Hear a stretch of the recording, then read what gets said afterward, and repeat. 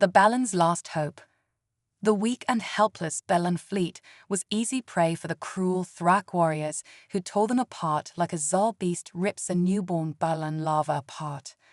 Murloc tried to block out the harsh truth as he lay in his bunk on the crowded Balan starship, with one arm over his eye stalks. Things were not going well in the war, really badly.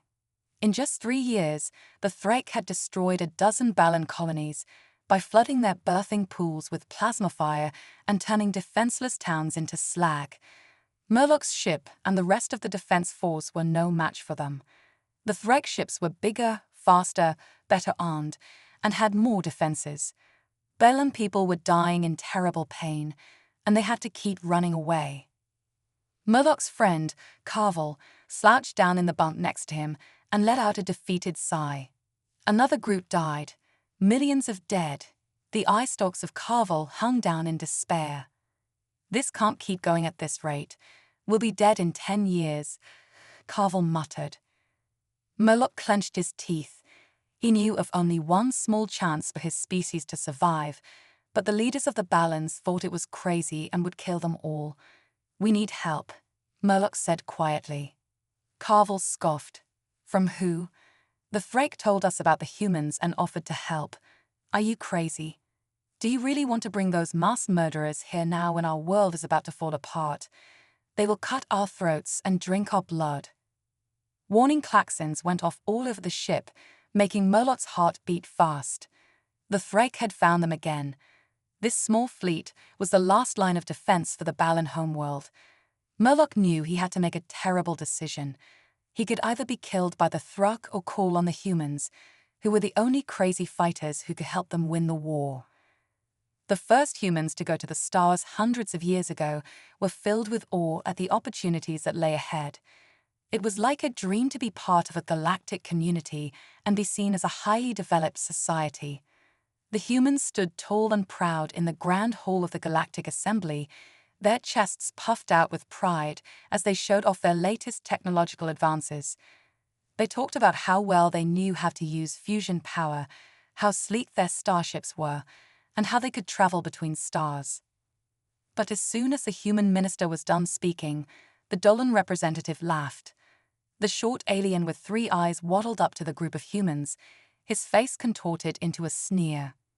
You think we care about your little toys? There are 1,000 species just like you that think they're unique because they can build a few fancy ships. In this galaxy, resources are the only things that count. The humans in the group stood there in stunned silence as the Dolan's words hit home. They weren't going to let this defeat bring them down. They would show the galaxy that they were more than just a place to get supplies. So they started making trade deals with different alien species, offering their high-tech goods in return for the materials they needed to keep exploring the stars. However, within months, the Dolan had snatched millions of tons of Earth's resources, leaving whole areas empty without even a word of notice. The Dolan just laughed in the faces of the humans when they spoke out against them. You either get paid up front, or you don't get anything at all in this galaxy, the Dolan representative sneered. The humans were furious, but didn't let this defeat define them. They found other species to work with, ones who would respect them and be their friends. When the Sullen Empire invited 100,000 humans to move to their planet as guests, the humans jumped at the chance. They were excited to start a new part of their journey through space when they got on the Sullen ships. But when the humans got to the Sullen homeworld, they were met by armed guards all around them. They were stripped of their belongings, crammed into dirty, crowded barracks, and made to work in the Sullen's harsh labor camps. The humans were shocked and angry. They asked to talk to the Sullen leaders about freeing their people, but the Sullen just laughed at them. You are now our property, and we will do with you what we please, the Sullen Emperor declared. The humans refused to accept this. They made a daring effort to escape, fighting their way out of the work camps and taking over a transport ship. As they tried to get back to Earth, a fleet of Sullen battleships stopped them and fired 100,000 Viridian missiles at the human ship, each missile aimed at a major city on Earth. The humans were scared as they saw the rockets speeding toward their homeworld. They knew they couldn't stop them. When the Viridian rockets went off in the sky above Earth's cities, they spread a terrible disease that caused millions of people to writhe in pain. It burned through skin and bone, leaving its victims as nothing but charred shells. Once the fight was over, the Janus Collective offered to help the humans. They claimed to know how to stop the Viridian plague and had a medicine that could heal the burns and make people healthy again. Desperate, the humans gladly accepted Janus' offer. The doctors on Janus worked non-stop to treat the people affected by the Viridian plague, administering their magic cure to everyone who needed it. The medicine seemed to work at first. The burns started to heal, and the patients grew stronger. The humans began to believe the worst was over. But then the patients started to die. At first, there were only a few cases, but soon the deaths spread rapidly. The Janus cure crushed the patients' bodies, turning their organs to liquid and leaving them as sacks of bones and skin. The humans were terrified when they discovered the truth. The Janus never intended to cure the Viridian plague. Instead, they used the humans as test subjects for a new bioweapon, a virus even more dangerous than the Viridian. The humans were done being polite. They were robbed blind by the Dolan, enslaved by the Salin, and used as test subjects by the Janus. Earth's radio silence signaled the end of all contact with the rest of the galaxy. The different alien races thought the humans had given up, hiding their tails between their legs. But the humans were planning their revenge. Behind closed doors, they worked tirelessly to reverse engineer the advanced alien technology used against them. They pirated alien weapons and adapted Janus science to create powerful defenses. They were ready to show the galaxy what they could really do. The Salin were the first to find out. In a devastating surprise attack, human vessels appeared in the skies above the 7 Salin core worlds and launched a massive barrage of enhanced Viridian missiles. The projectiles hit the worlds, setting their atmospheres on fire and creating apocalyptic firestorms visible from space. Towns turned into inferno zones, and millions of civilians perished in the flames or from the toxic fumes. The attack shocked the galaxy, but most believed it was a fluke. Humans had caught the Salin off guard. It couldn't happen again. The Janus, confident in their defenses, were next. When the first Janus started to rot alive, their confidence shattered. The humans had combined the Janus bioweapon with leprosy, creating a superplague that spread rapidly and efficiently consumed its victims. Janus space became a graveyard as entire worlds succumbed to the disease. The Dolan, who had laughed at humanity's cries for help, now begged for forgiveness and offered to repay what they had stolen. But when the human fleet arrived at their homeworld, it was too late.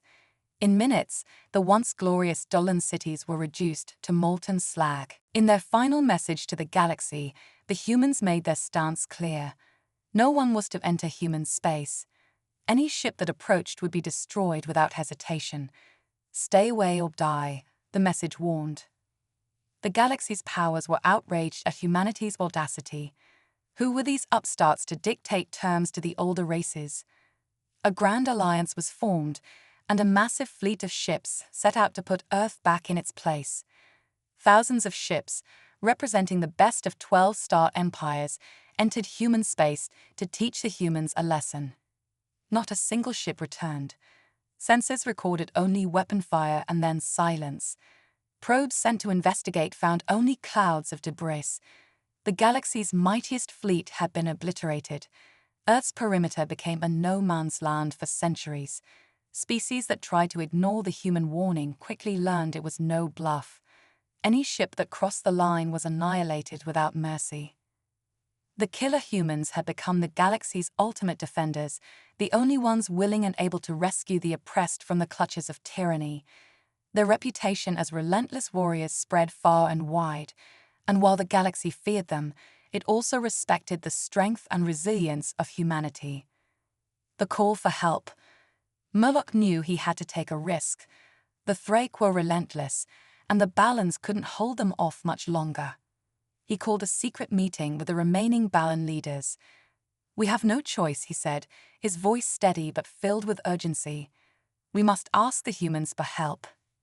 The leaders were skeptical. The humans are brutal.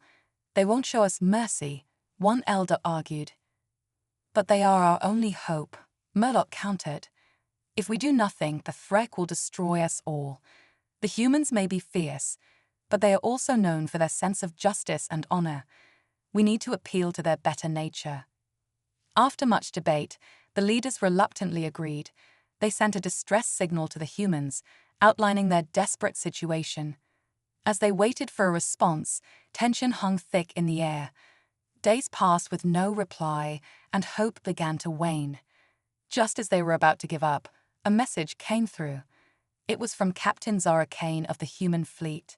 "We have received your plea for help. Prepare for our arrival," the message read. Murdoch felt a surge of relief, but also fear.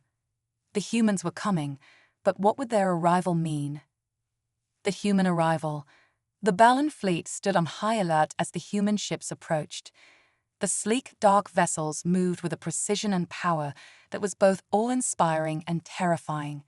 Captain Zara Kane hailed them. "This is Captain Kane. We understand you need our assistance. Prepare to dock." Murdoch and his team met the humans in the docking bay. Captain Kane was a tall, imposing figure with piercing blue eyes. She surveyed the Balans with a mix of curiosity and wariness. "We've come to help, but understand this. We do things our way," she said firmly. Murdoch nodded, trying to hide his nervousness. "We are grateful for your assistance. The Threk have been relentless. We need all the help we can get." Kane's expression softened slightly. "We'll do what we can. But first, we need to understand the full extent of the threat." Preparing for battle, the humans quickly got to work, assessing the Balan defenses and strategizing their counterattack. Kane's second-in-command, Lieutenant Marcus, was impressed by the Balan's resilience despite their losses. "You've held out this long against the Threk. That's no small feat," he remarked. Murdoch explained their tactics and the Threk's weaknesses. The humans listened intently, offering suggestions and adjustments. The collaboration was tense at first, but soon both sides began to respect each other's expertise. The first skirmish. The Threk attacked sooner than expected. Their ships burst through the void, weapons blazing. The human and Balan forces scrambled to meet the assault. Captain Kane commanded with a calm authority, coordinating the defense with precision. The battle was fierce. The Threk's ships were powerful, but the combined human and Balan forces fought with a determination fueled by desperation. Murloc piloted his ship with newfound hope, flanking the Threk alongside human fighters. In the heat of battle, a Threk ship targeted a Balan colony vessel. Murloc saw it and acted without hesitation, intercepting the attack with his ship. The impact was jarring, but he managed to protect the colony vessel. The humans noticed his bravery and fought even harder, turning the tide. The first skirmish ended in a stalemate, but it was a victory for the Balans. They had survived and even pushed back the Threk slightly. Captain Kane praised Murloc for his courage. "You fought well. We'll need more of that if we're to win this war." Over the next few days, the humans and Balans worked tirelessly to strengthen their defenses and plan their next move. Kane and Murloc developed a mutual respect, understanding that their combined strength was the key to defeating the Threk. Hope amidst despair. As the alliance solidified, hope began to spread among the Balans. They saw in the humans not just brutal warriors, but allies who could help them reclaim their home. Murloc, once filled with doubt, now felt a renewed sense of purpose. The war was far from over, but for the first time in years, the Balans had hope. They were not alone in their fight. With the humans by their side, they believed they could withstand the Throk's onslaught and perhaps even turn the tide of war in their favor. The final decision.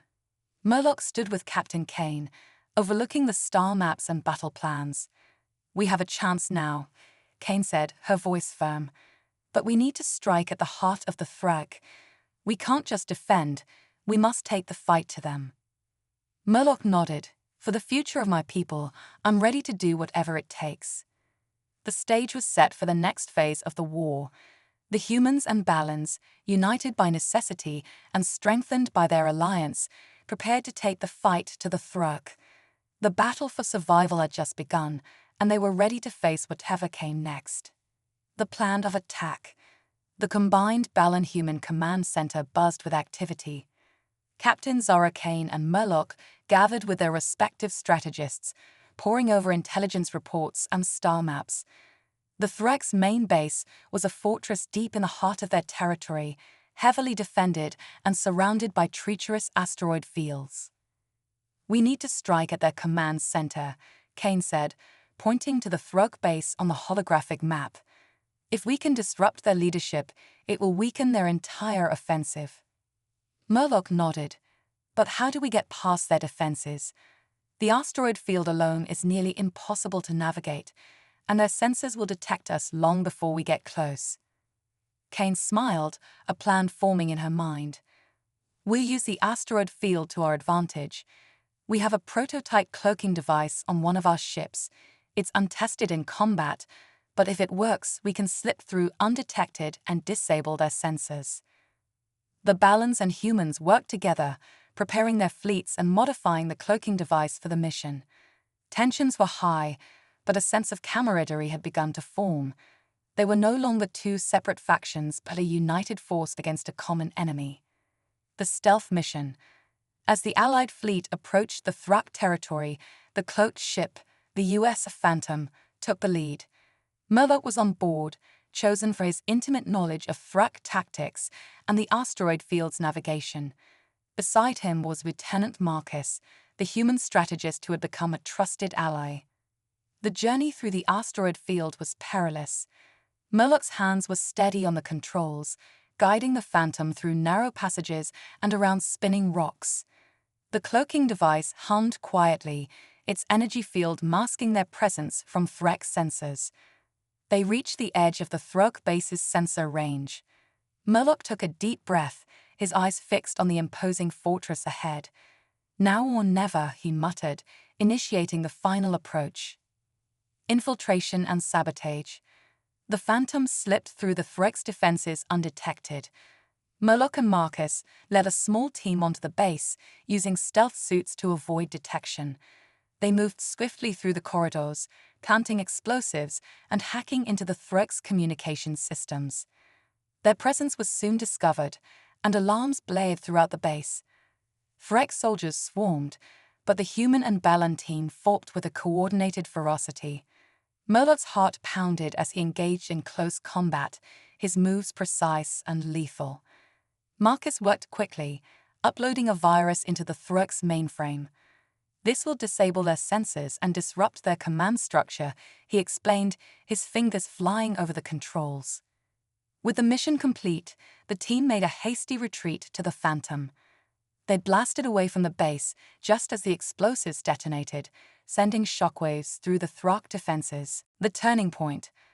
Back in the main fleet, Captain Kane watched as the Threk's sensor grid went dark. "They did it," she said, a triumphant smile spreading across her face. All units commenced the attack. The Allied fleet surged forward, targeting the now vulnerable Thruk base. The battle was intense, but the disruption of the Thruk command structure gave the Balans and humans a decisive advantage. Ships clashed and explosions lit up the void, but the tide was turning. Murloc and the Phantom rejoined the battle, fighting alongside the main fleet. The Threk, disoriented and leaderless, began to falter. The Balans fought with renewed vigor, inspired by the bravery of their human allies. Victory and aftermath. The battle ended with the Thruk in full retreat. The Allied fleet had taken heavy losses, but they had achieved a critical victory. The Threk's main base was destroyed, and their offensive capabilities were crippled. In the aftermath, Murloc and Kane stood together, surveying the battlefield. "This is just the beginning," Kane said. "The Threk will regroup, but we've shown them that we can fight back." Murloc nodded, his eyes filled with determination. "With allies like you, we stand a chance." "Thank you, Captain Kane." Kane smiled, placing a hand on Murloc's shoulder. This alliance is only the start. Together, we'll continue to fight, and we will prevail. A new dawn. The victory over the Threk marked the beginning of a new era for the Balans and humans. The alliance forged in desperation became a beacon of hope across the galaxy. Other oppressed civilizations saw their success and began to resist the Thruk's tyranny. Murloc and Kane continued to lead their people, building a coalition of free worlds. The battles ahead would be fierce, but they faced them with a newfound strength and unity. The Threk had underestimated the resilience and determination of their adversaries, and it would be their downfall. As the Allied fleet sailed through the stars, a message of hope spread across the galaxy. The Balans and humans had shown that even in the face of overwhelming odds, unity and courage could light the way to victory. Epilogue: The legacy of the Alliance. Years later, Murloc and Kane stood on the bridge of a new flagship, the Unity. The galaxy had changed, but the threat of the Threk remained. However, the Alliance had grown stronger, and new generations of Balans and humans stood ready to defend their hard-won freedom. "We've come a long way," Murloc said, looking out at the stars, "but our journey is far from over." Kane nodded. "As long as we stand together, we can face any challenge. The Threk will never defeat us, not as long as we have hope." And so, the Alliance continued to shine as a symbol of resistance and resilience. The story of the Balans and humans, united against a common foe, became a legend that inspired countless others to fight for their freedom. In the end, it was not just the strength of their weapons, but the strength of their unity that would ensure their legacy endured.